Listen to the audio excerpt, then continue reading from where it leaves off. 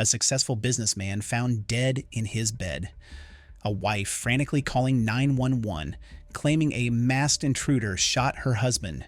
No forced entry, no stolen valuables, $20,000 untouched in the safe.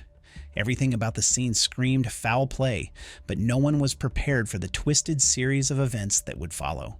This is the chilling story of Michelle and Greg Williams, a tale of secrets, lies, and a murder cloaked in deception. Before we dive into the shocking murder, let's rewind to understand who Michelle Williams was. By the age of 17, Michelle had already experienced the trials of adulthood, pregnant with her first son. Over the next decade, her life spiraled into more chaos, with 3 children by 2 different men and 2 failed marriages. Michelle was no stranger to hardships, and according to her, the breakdown of her relationships was always due to infidelity. She claimed her partners had cheated on her, with one ex allegedly having an affair with their 17-year-old dental hygienist. But her son, Andrew, painted a different picture. He stated that not only did Michelle's partner stray, but Michelle herself had been unfaithful multiple times. He wasn't alone in feeling this way. Her older son, Lee, described growing up in Michelle's household as nothing short of chaotic. The family environment was unsettling, with Michelle working in exotic nightclubs and topless bars. Her son suspected that she may have even dabbled in sex work to make ends meet. This kind of lifestyle left its mark on her children, leaving them to fend for themselves emotionally and adjust to the constant instability in their mother's life. But in 2007, Michelle's life seemed to take a positive turn when she met Greg Williams. Greg was a highly successful businessman, earning $500,000 annually, a bodybuilder, martial arts enthusiast, and a devoted father. But their meeting wasn't under typical circumstances. The 2 crossed paths at a swingers club, where Michelle, according to witnesses, was openly engaging in sexual acts in public.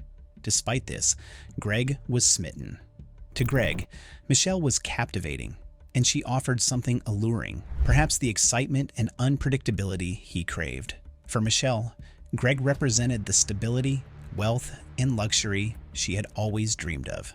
Within months of meeting, they married. But even though they seemed like a match made in heaven on the surface, not everyone in their lives was convinced.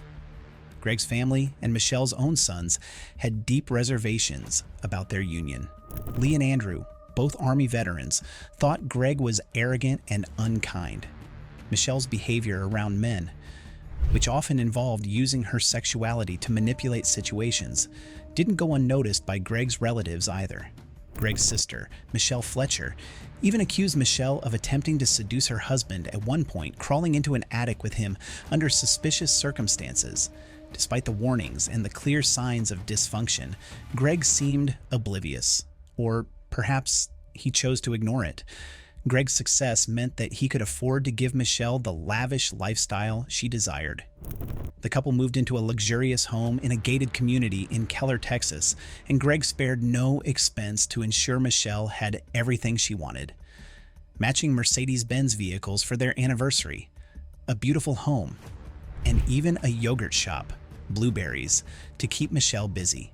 On the surface, everything seemed perfect, but cracks were already forming. Michelle's relationship with Greg's daughter was rocky, to say the least. The tension escalated to a point where Michelle accused her stepdaughter of trying to drug her by slipping something into her coffee. Greg, ever the peacekeeper, sent his daughter to rehab, but this only fueled suspicions among his family. Meanwhile, Michelle barely paid attention to the yogurt shop Greg had bought her. Instead of managing it, she used it like her personal ATM, withdrawing cash whenever she needed, paying no mind to how it was affecting the business. It was clear that Michelle wasn't interested in building anything of her own. She was there to enjoy the spoils of Greg's success. October 13th, 2011. What should have been a normal day for the Williams family turned into a nightmare. At 4:40 a.m., a frantic Michelle called 911, screaming that an intruder had entered their home and shot Greg. She feared for her life, as well as the safety of her young daughter, who was still asleep in the house. Police arrived quickly, combing the scene for any sign of an intruder. But what they found, or rather, what they didn't find, would raise more questions than answers. There was no sign of forced entry. The house was immaculate, almost too clean. Drawers were untouched, valuables left in place, and $20,000 in cash remained undisturbed in the safe. It was clear this wasn't a robbery gone wrong. So, what had happened? In the master bedroom, they found Greg, dead from a single gunshot wound to the head. Michelle claimed she had been sleeping on the couch when she heard the shot. She ran to check on Greg, only to see a dark figure fleeing the scene. But Michelle's story didn't sit right with investigators. When investigators examined the house, they quickly noticed something odd. There were no fingerprints, not even Michelle's or Greg's. It seemed the entire house had been wiped down with Clorox wipes, which they found stashed in plastic tubs near the back door. And there, outside the back door, lay the gun used to kill Greg, along with a wrench. It looked like an attempt to stage the crime scene, but the execution was sloppy. Michelle's story continued to unravel during police questioning. After hours of interrogation, she shifted her account of events.